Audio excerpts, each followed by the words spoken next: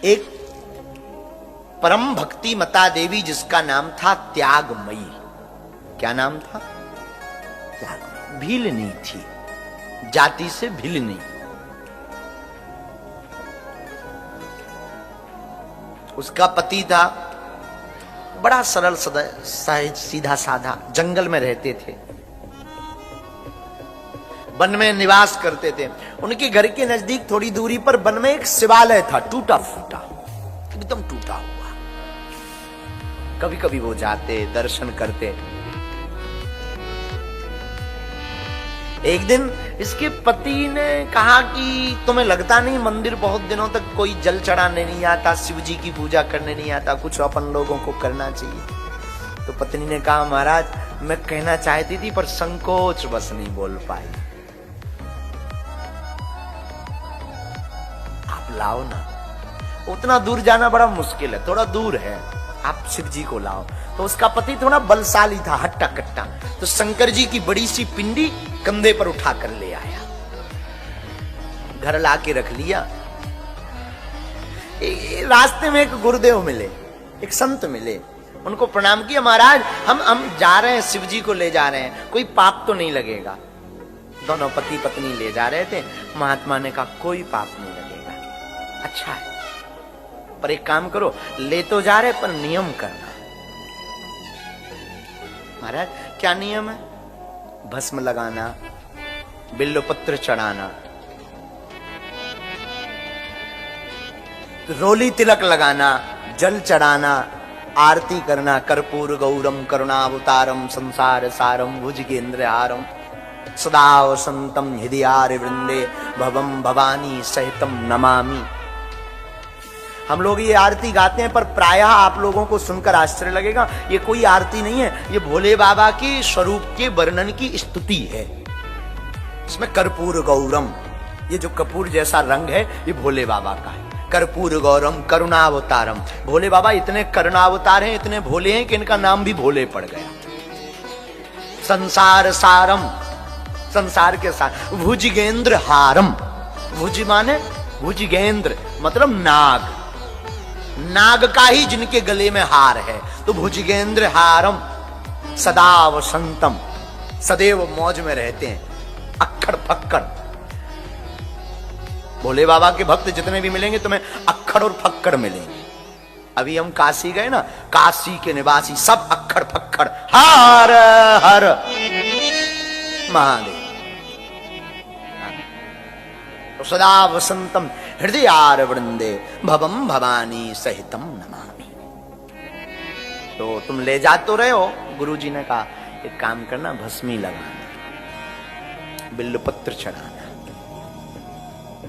जल चढ़ाना, तिलक लगाना, आरती करना। हाँ, नियम ना टूटे वरना पाप लगे। गुरुदेव जो आपकी आज्ञा। त्यागमयी भीलनी और उसका पति दोनों शिव जी को लाए, घर में पधारना कर दी, रख लिया। अब तो रोज पूजा करता, पति रोज भस्म लाता, पत्नी रोज भस्म लगाती, बिल्वपत्र चढ़ाती, पंचाक्षर मंत्र। पंचाक्षर मंत्र मतलब ओम नमः शिवाय, ये पंचाक्षरी मंत्र है। इस मंत्र का वो जाप करते, आनंद में डूबते दोनों। कभी नाचते, और पति नाचता तो पत्नी भी नाचती, भोले बाबा के गीत गाते। बुरा मत मानना, गृहस्थ कोई भोग का विषय नहीं है, पति पत्नी का रिश्ता भोग का विषय नहीं है, पति और पत्नी का रिश्ता तो योग का विषय है। दोनों मिलकर ईश्वर की आराधना में योग करें। हम लोग पति पत्नी के नाते को भोग बना लिए। पति पत्नी का नाता भोग नहीं, पति और पत्नी का नाता तो संयोग है, ईश्वर को पाने का एक योग है। दोनों नाचते, पति भी नाचता, महादेव के गीत गाते, हर हर महादेव शंभु, शंभु तेरी जटा से बहती है गंगा धारा।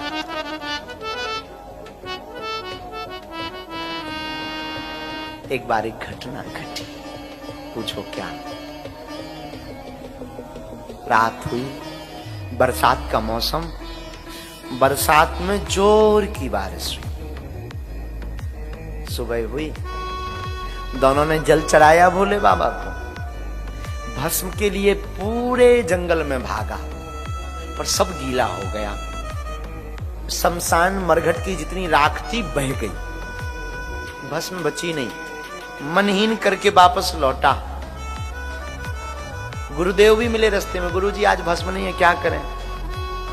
गुरुजी ने कहा कोई बात नहीं। घर पर आया, पत्नी को बताया भस्म नहीं है आज। भस्म तो जानते ना, भस्म नहीं मिली, विभूति नहीं मिली, आज क्या चढ़ाऊं? पत्नी ने पति के भाव को पढ़ लिया कि भस्म के बिना इन्हें लग रहा पूजा अधूरी है, इनका मन हीन है। तो पत्नी ने हाथ जोड़कर कहा बुरा मत मानो और आप परेशान मत हो, एक काम करो, मैं अभी व्यवस्था करती हूँ। झोपड़ी बना रखी थी, गरीब थे, जंगल में रहते थे।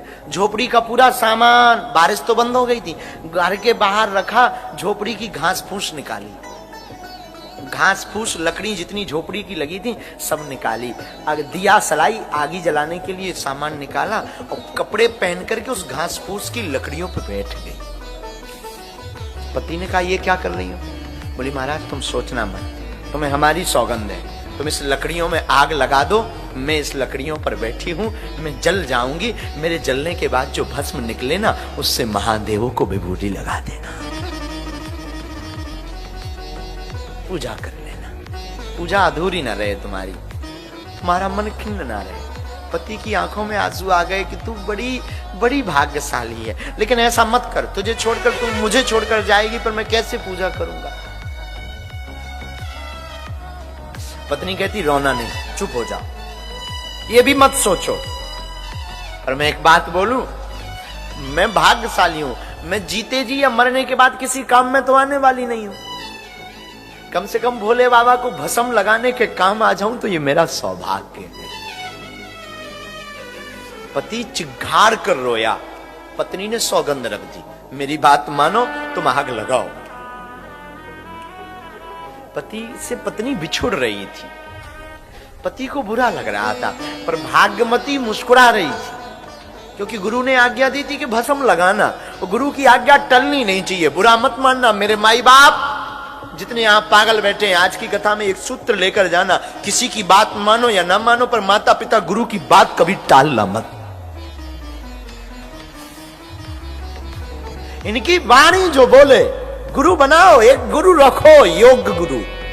जरूरी नहीं है वो गुरु तुमको मिले, जरूरी नहीं है वो गुरु तुम्हारे कान फूंके, तुम्हें मंत्र दे, नहीं नहीं नहीं नहीं, जो गुरु तुम्हारी बाएं पकड़कर हनुमान से जोड़ने का काम करे वो गुरु है।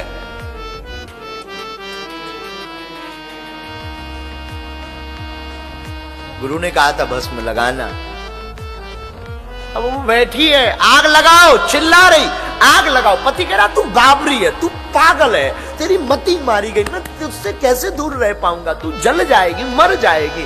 वो कहती है मैं काम तो आऊंगी भुजनाथ के। लड़ करके उसने आग लगवा दी, आग में जल भी गई।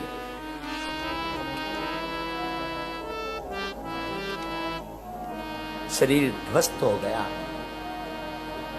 राख उठाई भस्मी, उसके पति ने महादेव को रोते रोते लगाया। एक दो सौभाग्य उसको रोना दो कारण से आ रहा, एक तो पत्नी के बिछड़न पर रोना आ रहा, दूसरा इस बात पे भी रोना आ रहा कि मैं कितना भाग्यशाली हूं कि मेरी ऐसी पत्नी है जिसने मेरे पूजा के भाव को रखने के लिए अपने प्राण त्याग दिए। दोनों से रो रहा, आंखें झरझर करके उसकी बह रही। उसने महादेव को भस्म लगाई, आरती की, स्तुति की, और जैसे ही नाचने का मन हुआ तो आज तो और बाबरा बन के नाच रहा। नाचना प्रारंभ ही किया, गुरु ने इस दशा और दिशा को देखा, गुरु गदगद हो गए, विश्वनाथ से भी रहा नहीं गया, और देखते ही देखते, नाचते ही नाचते उसकी पत्नी भी पुनः अग्नि से प्रकट होकर के नृत्य करती। पति ने कहा मैं सपना तो नहीं देख रहा, कोई ये प्रेतनी तो नहीं है, ये तो जल गई थी, तू कौन है? भाग्यमती है। उसने हाथ पकड़ करके कहा स्वामी, आज तक गुरु की आज्ञा मानने वाला और शिव को मानने वाला कभी घाटा नहीं खाया जिंदगी में। ये गुरु कृपा है। ये गुरु बुरा मत मानना मेरे माई बाप, हम तो तुमसे सिर्फ इतना कहते हैं, तुम्हारा गुरु एक बार बोल देना तो तुम किंतु परंतु मत करना, कुछ मत करना। जिसे तुमने गुरु माना ना, तो देखो गुरु कहना मत, और कहना तो फिर छोड़ना मत। हमारे पूज्य गुरुदेव का एक शब्द बड़ा प्यारा था। हमारे पूज्य गुरुदेव कहते थे, या तो गुरु को मानना छोड़ दो अथवा गुरु पर सब कुछ छोड़ दो। फिर सुनो पागलो, या तो आज के बाद तुम लोग गुरु को मानना छोड़ दो अथवा गुरु के ऊपर सब कुछ छोड़ दो, पर अपनी जिंदगी का आनंद तुम स्वयं लो,